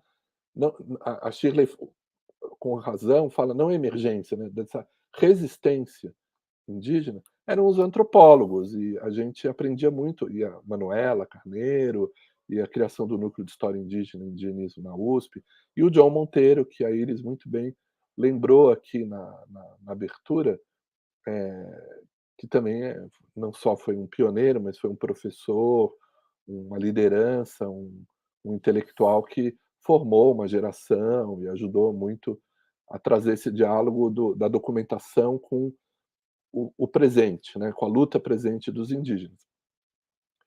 E esses instrumentos cartográficos eram dificílimos. Eu lembro muito bem, aí um depoimento um tanto quanto pessoal, mas eu trabalhando, tentando fazer um estudo das guerras indígenas no século XVII, na segunda metade do XVII, na região do Nordeste, eu não tinha mapas. Eu recorria ao IBGE, a cartografia ao milionésimo do IBGE, que era um instrumento que se encontravam em algumas bibliotecas, aqui em São Paulo, na Mário de Andrade. Alguns desses mapas estavam enfiados em umas gavetas na biblioteca da Faculdade de Filosofia, mas a gente não tinha todos os mapas. As folhas topográficas do IBGE, tão valiosas, algumas delas eu tive que ir até Pernambuco, na Biblioteca Pública de Pernambuco, encontrar. Porque eu lembro que eu fui ao IBGE de Pernambuco e a resposta que me davam assim: essas folhas topográficas a gente não tem mais. Elas foram impressas, depois foram se perdendo, e aí tinha para algumas regiões, para outras não. Então aí você ficava olhando aquilo para entender o curso dos rios, entender os nomes, os toponímios, tentar bater o que você lia na documentação, que não estava no Brasil, a documentação estava em Portugal, né? E não havia cópias digitais dessa documentação para a gente voltar a ela e consultar ela, então era o que a gente tinha lido e anotado nos cadernos, e alguns microfilmes, claro, que também eram caríssimos de fazer, mas é incrível, né? E fazer a tentativa de localizar, esse foi um esforço que eu procurei fazer, por exemplo, no meu doutoramento, lá nos anos 90, e desisti, não foi possível fazer essa cartografia, porque a gente não tinha os instrumentos, né? E hoje a gente tem, quer dizer, esses mapas digitais, o georreferenciamento, todos os instrumentos que estão disponíveis são muito ricos e são aliados importantes da atual construção do conhecimento, da expressão dessa resistência indígena nesses mapas. Então, o exercício que vocês fizeram, eu fiquei, de fato, muito emocionado de ver alguns dessas cartografias. Pegar um documento, um relatório da viagem do bispo, um documento holandês, que é um relatório, é um texto, mas conseguir trazer para o leitor esse texto na forma de um mapa, né, com muitas camadas e as referências todas apresentadas. É, de fato, incrível e é um estímulo para os jovens, para as novas gerações de pesquisadores que estão se formando, estão se capacitando na pós-graduação, e agora com um caminho muito mais aberto, porque a própria universidade veio se transformando por um caminho percorrido pela nossa República, desde a Constituição de 88 e desde dos governos do PT, claro, do Lula, e da definição das políticas afirmativas e da construção de toda uma institucionalidade universitária nova. A gente apontou isso aqui na conversa antes de entrar online, né? Das licenciaturas, dos cursos de estudos indígenas, da próprio estudo da língua indígena, é um elemento notável. Quer dizer, eu fui ler o verbete sobre os censos para entender a presença indígena em Pernambuco. Quer dizer, vocês apontam ali, há uma referência ao documento do ANAÍ, o Monitoramento das Terras Indígenas, de 2021, a listagem que aparece ali é que inclui o leste, inclui Minas Gerais e Espírito Santo. Mas, tirando Minas Gerais e Espírito Santo, há uma listagem de quase 190 territórios, espaços indígenas. Claro, alguns territórios homologados, outros ainda em discussão, outros em luta, mas são 190. Quer dizer, se a gente pega o Atlas lá do João Pacheco, do tempo que eu comecei a trabalhar no meu doutoramento, que é de 93, que era um instrumento que a gente tinha, eram listados 40 e tal territórios indígenas em todo o Nordeste, 8 em Pernambuco. Na lista do ANAÍ que vocês apresentam num dos verbetes, um dos artigos, são quase 70 em Pernambuco hoje. Então, isso não é uma emergência, é a resistência indígena se colocando, a possibilidade, né, dessa ressurgência de forma muito clara. Isso é um fenômeno muito louvável, né, e que nos ajuda a entender, inclusive, a vitória que tivemos no ano passado, em outubro do ano passado, dando um basta, parando um processo terrível de retomada de alguns aspectos dessa colonização, desse extrativismo violento e da ofensa, da violência contra os povos indígenas que a gente viveu nos últimos 4 anos, e claro que ainda vive, as coisas não nos resolveram da noite para o dia. Mas o mundo está mudando, né? A presença da Shirley aqui é, de fato, emocionante. Uma colega indígena que exerce uma função importante no Ministério dos Povos Indígenas, que é liderado por uma ministra indígena. Isso é um fato inaugural na história da República Brasileira.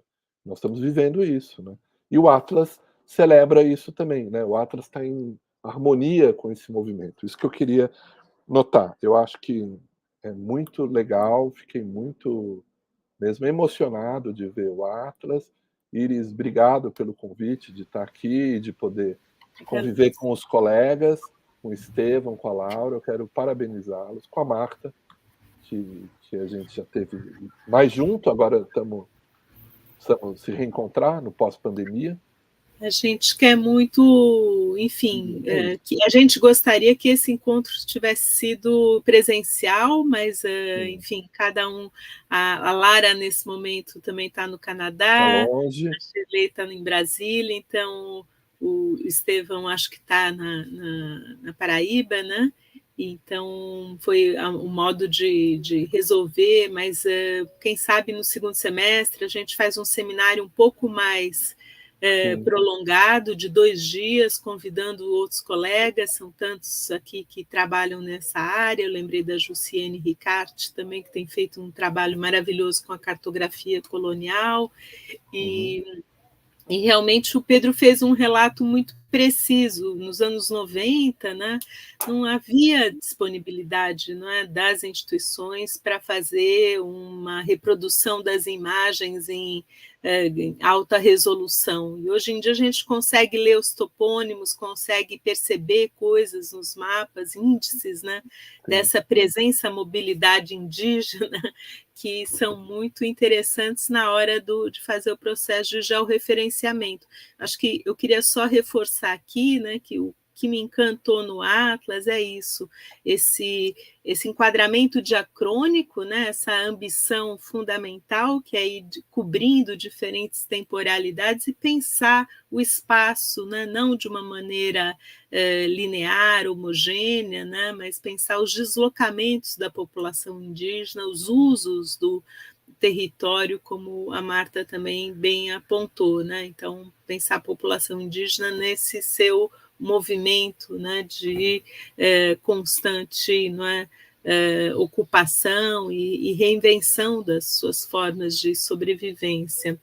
E eu passo a palavra, então, para o Estevão e para a Lara novamente. A gente tem um teto, até mais ou menos 12h45, então vamos fazer uma última rodada e eu vou dar uma olhada no chat para ver se tem alguma questão e passo aqui, né, para vocês responderem, enfim, conforme acharem pertinente. Obrigada. Lara, me permita falar. Acho que o Pedro colocou, né, muito bem a questão da emoção, né, Pedro? A gente vai lidando com as fontes, e as fontes parecem ser coisas mortas, coisas não vivas, né, mas elas nos provocam emoções. E aí eu acho que eu vou relatar aqui que eu estou muito emocionado ao ouvir as 3 falas de vocês, porque cada uma tocou em pontos nevrálgicos do trabalho que a gente faz, né? E tocou em pontos diferentes. Acho que o primeiro impacto que eu tive foi com a Shirley dizendo que leu o mapa sobre a Jurema, né? E o mapa sobre a Jurema, Shirley, ele vem justamente de uma inspiração tida nas serras Umã e do Arapuá, né? A partir das visitas que eu costumo fazer que foi meu orientador de mestrado e doutorado, que é o Rodrigo Grunewald, professor da UFCG, e ele é muito amigo do pajé Augusto, lá do Zaticum.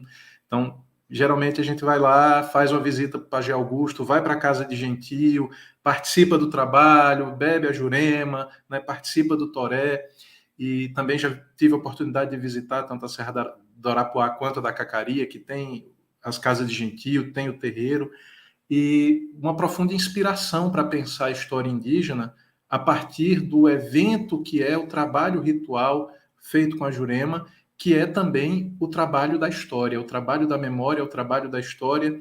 Quando o Walter Benjamin fala do salto do tigre, né, no processo histórico, do passado invadindo o presente. A gente observa isso acontecendo nos toréis, no trabalho com a Jurema, quando ocorre a manifestação dos encantados. Os encantados, eles saltam do passado para o presente, e eles ocupam o presente, e aquilo que a colonização separou é religado, né, a partir desse trabalho, e toda a memória, toda a história, ela é retrabalhada pelos povos indígenas. Então, tentar fazer o texto sobre a Jurema, tentar recompor o mapa da Jurema a partir dessa inspiração, e que uma Pancará que vive isso desde criança tenha lido e tenha encontrado sentido, acho que para mim é um coroamento, né? Assim, conseguir atingir um objetivo, né? Assim, de poder estar em sintonia com o que os povos indígenas fazem e pensam. Então, fiquei muito feliz dessa oportunidade, dessa possibilidade. Tem crianças e cachorros entrando no quarto agora, tá? Não se preocupem, tudo dentro da normalidade. E é justamente isso, né? Pensar a história indígena a partir da diacronia, do vínculo que nós, antropólogos, construímos com a história indígena, que é diferente de como os historiadores trabalham, né? Os historiadores trabalham contextualizando um determinado momento e analisando aquele momento, e esse é o trabalho válido, metodologicamente preciso, né? Ao qual nós recorremos o tempo todo, mas a gente trabalha nessa diacronia, nesse tempo que é atravessado, né? Indo do presente para o passado. Então, nesse sentido, muitos lugares, muitos topônimos que aparecem em um determinado momento histórico, depois desaparecem, depois reaparecem como se fosse do nada, né? E quando a Marta Moroso falou aqui de Papacaça, eu me tremi todo na cadeira, porque Papacaça, né, primeiro aparece como um quilombo. Se a gente for olhar lá no documento Palmares, está lá, o quilombo de Pedro Papacaça, né, no século XVII. Depois reaparece no XIX como internato. E no século XX era simplesmente a residência do padre Alfredo Damaso, que realizou a mediação política fundamental para vários povos indígenas. Funiô, Chucuru Cariri, Pancararu, Chucuru, hoje é a cidade de Bom Conselho, né? Então, entender que um padre estava, no começo do século XX, em Bom Conselho do Papacaça, atuando com indígenas, saber que Papacaça se origina de um orfanato na segunda metade do século XIX, que era um dado que eu não tinha, né, faz as coisas ganharem um novo sentido, dessa presença da igreja, né? Então, assim, já estou pensando aqui nos múltiplos mapas possíveis, né? E olha que eu também pesquiso o 19, eu me aventuro muito no 19, por conta justamente das documentações territoriais indígenas estarem enraizadas nesse processo de fazimento do povo brasileiro. Então, já baixei a tese da Luciana, viu, Marta? Já está aqui para ser lida, e já convidar a Luciana para a gente pensar essa capuchinização do Pernambuco, né? Trazer isso para o Atlas. E, de fato... Maravilha, né, Estevão, faça isso. E, de fato, o desafio que é para a gente produzir esses mapas, né? Fazer essas traduções todas das linguagens missionárias, administrativas, legais, burocráticas, de cada período histórico, que isso muda muito, né? E tem mapas que a gente meio que parou no meio e disse, não dá ainda para colocar para jogo, porque tem muita coisa para ser traduzida, tem muita coisa para ser colocada. Às vezes a escala do mapa ficou tão grande que nem o digital dá conta. Por exemplo, Guerra dos Bárbaros. A gente queria muito ter um mapa da Guerra dos Bárbaros. Só que são tantas informações, tantos dados, é um território tão imenso que até no digital fica impossível de dar conta. A gente vai ter que operar recortes, né? E aí, acho que tem uma volumes de mapas, volumes. Volumes, né? Tem que ter mapa 1, 2, 3, só para aquele tema, né?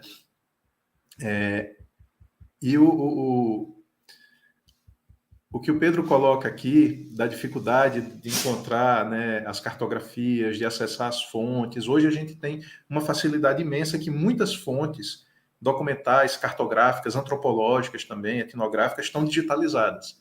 Então a gente consegue trabalhar de casa, consegue trabalhar a partir de um computador. Mas é um desafio mesmo, me dava uma angústia, todo o meu processo formativo ali, final dos anos 90 até hoje, né? Me dava uma angústia, às vezes, me deparar com um texto, uma publicação, um conjunto de referências e não ter como ir além delas. E aí eu vou fazer uma anedota aqui, que é o anexo do seu livro. Tem lá a listagem dos aldeamentos. Eu não sosseguei enquanto eu não localizei cada um, nesses 20 e tantos anos, enquanto eu não localizei cada um desses lugares, né? E eu imagino a sua angústia, que era, naquele momento, localizar esses lugares. Eu consegui localizá-los com um trabalho de campo, porque a gente tem essa facilidade de estar aqui, não é tão fácil assim, mas pelo menos estamos mais perto, né? A gente já fez vários trabalhos de campo, incursões de campo por Paraíba, Ceará, Pernambuco, e essa cartografia está mais disponível hoje. As famosas cartas da Sudene, hoje elas estão disponíveis para você baixar e trabalhar com elas numa ferramenta georreferenciada, né? Então isso facilita, a gente compara como é que a gente localiza topônimos, né? A gente compara os mapas municipais do IBGE, as cartas da Sudene, os mapas do século XIX, os mapas do século XVII. Então a gente vai conseguindo triangular e localizar esses lugares. Os nomes mudam, não é fácil de localizar, às vezes são horas, são dias tentando localizar, preencher uma localização, mas é um trabalho muito gratificante e a gente consegue. Não vou ter uma falsa modéstia aqui e dizer que a gente consegue acima de 70% de sucesso em localizar, em georreferenciar esses lugares, né? Nessa forma de cruzamento de fontes, né? Uma fonte importante para o São Francisco é o Atlas do Halfeld, né, que ele fez no século XIX, que é extremamente detalhado, embora a toponímia nem sempre seja a mesma do século XVII, XVIII, mas é possível a gente fazer determinados rastreamentos a partir de um lugar que você localiza, mas outro lugar que não aparece na documentação, mas está tantas léguas acima desse, então a gente tem estimativas, né? Então, entre estimativa aproximada e localização, a gente com certeza consegue mais de 70% de sucesso nessa possibilidade, e isso é um fator importantíssimo, porque é uma cartografia que ela vai se preenchendo, né? Ela vai saindo de uma homogeneidade, aí eu vou trazer mais uma vez o Walter Benjamin, o homogêneo e vazio, né? Ela vai saindo dessa coisa homogênea e vazia, que é o produto da construção da nacionalidade, né? A construção da nacionalidade, ela pressupõe não apenas uma população homogênea, mas também um território que seja homogêneo e vazio, dentro de uma narrativa histórica única, né? Isso é a questão. E a gente conseguir recuperar isso, né? Trazer essas rugosidades, trazer essas fraturas, essas ranhuras, e é por onde os povos indígenas se moveram e se movem muitas vezes, né? O equipamento de cultura material necessário para narrar a história indígena é um equipamento que cabe numa sacola, que cabe num aió, né? A Shirley sabe muito bem disso. É um aiózinho trançado e lá dentro está o maracá, está o fumo, está o cachimbo, está a cuia para Jurema, está o cocá, cabe ali. Em qualquer lugar, os povos indígenas recriam o mundo indígena. Onde eles chegam, eles recriam o mundo indígena porque eles levam isso de forma portátil, né? Claro que tem os lugares de origem, os lugares onde esses eventos estão concentrados, os territórios, as memórias, as famílias, né? Mas há também a possibilidade disso, do deslocamento e da reconstrução desses espaços, das idas e vindas entre os espaços, e esse é o grande desafio, né? Quando a gente observa a história como a história do povo Pancará, é uma história de idas e vindas e sempre de um território de referência, né? Então, a gente tem, de fato, uma tecnologia muito potente hoje em dia, tem muita tecnologia incorporada, tem muito trabalho incorporado, e seria impossível fazer o trabalho do Atlas se a gente não tivesse as gerações de pesquisadores que se dedicaram com tanto afinco como vocês, né, que produziram, que orientaram, que desbravaram essas fontes, porque ainda hoje são fontes difíceis de achar, e vocês levantaram essas fontes, né, e a gente tem essa oportunidade, essa possibilidade de colocar em diálogo o movimento indígena, os movimentos indígenas e o trabalho que a gente realiza na academia, né? Eu fico muito feliz, a gente obviamente chega aqui com ansiedade de o que é que os medalhões, né, vão nos dizer, e é muito bom ouvir também as críticas, os pontos, né, nevrálgicos ali, os pontos sensíveis do trabalho, porque a gente pretende mesmo melhorar, pretende avançar e pretende continuar seguindo nessa pegada colaborativa de construção do Atlas, né? Inclusive incorporando também as produções indígenas, as contribuições indígenas. É isso, eu fico aqui e passo para a Lara. Desculpem se me estendi. Gente, como o Estevão falou, esses momentos de encontro têm sido muito emocionantes, né? Acho que cada lançamento tem tido um aspecto muito diferente um do outro, né? A gente teve na licenciatura indígena há umas 2, 3 semanas, e era muito instigante ver como os professores e as professoras indígenas já estavam pensando como trabalhar isso em sala de aula, né? E aqui a gente vê uma série de novos aspectos, né? Eu sou de uma outra geração, que não é a geração de Estevão, né? Fui aluna de Estevão, do mestrado, mas minha grande escola mesmo foi Pancará. E aí, encontrar Shirley, a gente estava conversando antes de entrar no ar, né? E aí compartilhar com as demais pessoas que estão aqui conosco. Encontrar Shirley hoje, para mim, é um grande... É como os ciclos, né? Que eles vão se voltando. Eu aprendi a fazer cartografia, aprendi a ser uma antropóloga georreferenciada, como a gente costuma brincar, quando eu fui assistente de pesquisa do GT de regularização fundiária da terra indígena Pancará da Serra do Arapuá, e que a gente andou também em Itacuruba. Então, foi exatamente em Pancará que eu me tornei antropóloga, que eu fiz minha monografia da graduação e que eu aprendi a mexer em mapa, né? E aí voltar hoje e ver que a Shirley, e ver que o conhecimento que está sistematizado ali naquele relatório e ali naquela monografia, que é o nosso processo de tradução, né, do conhecimento dos mais velhos, no diálogo com a história e com a antropologia transformada em texto, e aí pelos artesãos da escrita, que estão, as artesãs nesse caso, eu, Carol, né, que estamos ali, como os fluxos eles vão se passando, né? E aí ver que isso chegou na mão da Shirley e já vai dando uma outra, que essa roda está dando outro círculo e vai quando acho que esse é um pouco o sentido do Atlas, né? Eu e o Estevão, a gente tem uma preocupação muito grande de como o conhecimento acadêmico ele se multiplica para fora e como ele se soma com os nossos e com as nossas, né? Então, vocês veem a maior parte da produção numérica do Atlas é de Estevão, porque ele é compulsivo. Ele é completamente compulsivo, ele pega um documento e ele não sossega até georreferenciar tudo.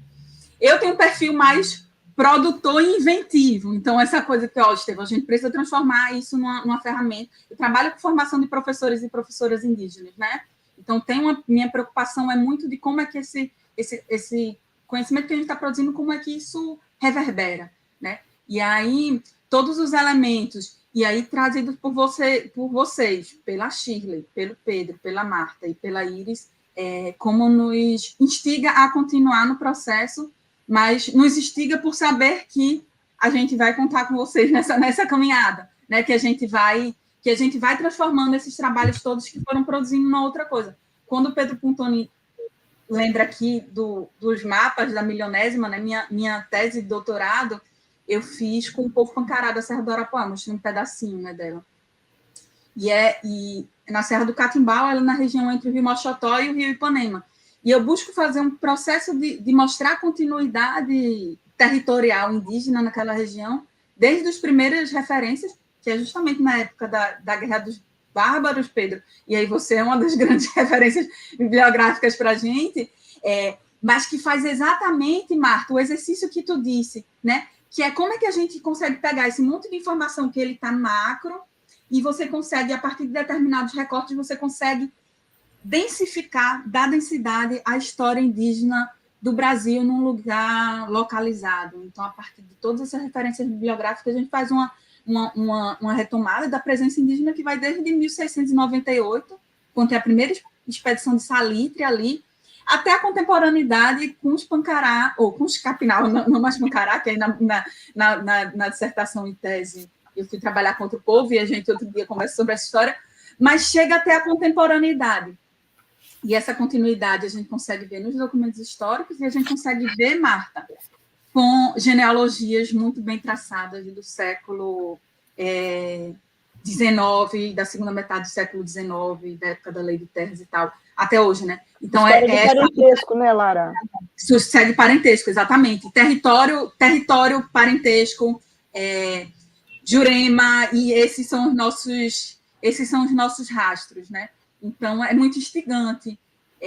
Eu gostaria de levantar a bola aqui para pensar junto, pensando que a gente tem uma agenda para frente, em alguns desafios em termos de ferramentas, já que eu sou aí uma das pessoas que impulsiona isso. É isso, minha geração pegou... Eu peguei os mapas, herdei os mapas da milionésima de Guga Sampaio, da Anaí, e aí consegui montar durante minha tese um grande mosaico no meu quarto, e ia pegando todos os historiadores e os lugares que os historiadores e as historiadoras tinham falado naquela região, e fui marcando post-it em tudo. E aí depois fui transformando, digitalizar isso para transformar na minha tese. Não peguei nenhum documento histórico, eu peguei apenas o documento dos historiadores e das historiadoras, companheiros que tinham trabalhado, né? Então, é um material muito denso. Eu acho que o desafio para a gente é como a gente consegue adensar uma ferramenta como essa, trazendo nossas fontes também para dentro da ferramenta, por exemplo. Como é que a gente consegue trazer esses documentos históricos? Bom, claro que tem coisa lá, né, como o Pedro estava falando, tem coisa que está em Portugal, que pegou nota no caderno e não tem como mais hoje, mas tem muita coisa que já está digitalizada. Não, hoje em dia já é bem mais fácil, né? Aliás, é mais fácil ter acesso aos documentos originais do que até a bibliografia que critica esses documentos. Perfeito. E que contextualiza, né?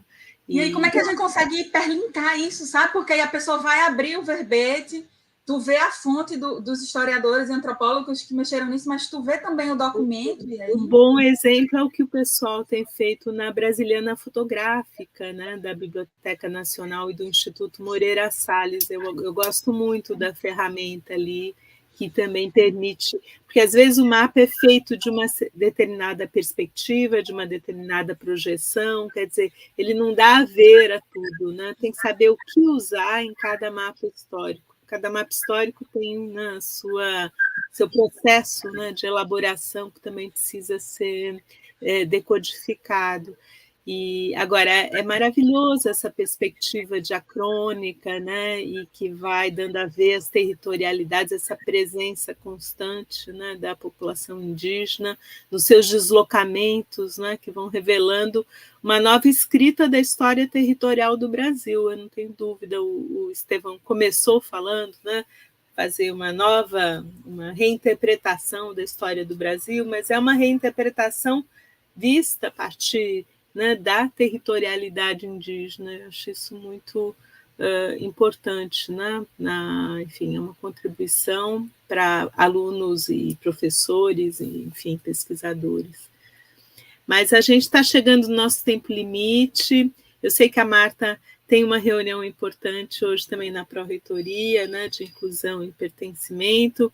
A Shirley também tem, né, uma agenda apertada ali no Ministério dos Povos Indígenas. Eu queria só reiterar o convite do Laboratório de Estudos de Cartografia Histórica, que conta também com colegas da Geografia, da área de georreferenciamento, da área de coremática, né, que é a ciência que desenvolve também os signos e convenções cartográficas, os colegas da área de urbanismo, na FAO, a Beatriz Bueno, enfim, vários colegas, e a gente pode marcar uma reunião, um workshop para adensar aí as nossas, né, reflexões. Eu acho que a mesa de hoje, eu agradeço a cada um de vocês e por essa possibilidade, por essa abertura, aos que nos acompanharam, né, nessa live, e aos que vão assistir depois, e sobretudo a cátedra, né, que vai ancorar essa emissão, também ao canal de história do departamento, que vai também distribuir essa atividade. Acho que é uma atividade que poderá ser útil, né, para vários públicos, e por isso também o fato dela ser online, virtual, é, enfim, uma garantia, né, de transmissão. Como o Estevão, né, eu também, acho que todos nós estamos muito preocupados com essa relação da academia com a sociedade civil, né, então é importante também que isso tenha sido registrado, né, dessa forma. E, então, muito boa tarde a todos, Obrigada a Júlia, né, que está fazendo a pilotagem da transmissão, a Cátedra Jaime Cortesão, por essa possibilidade.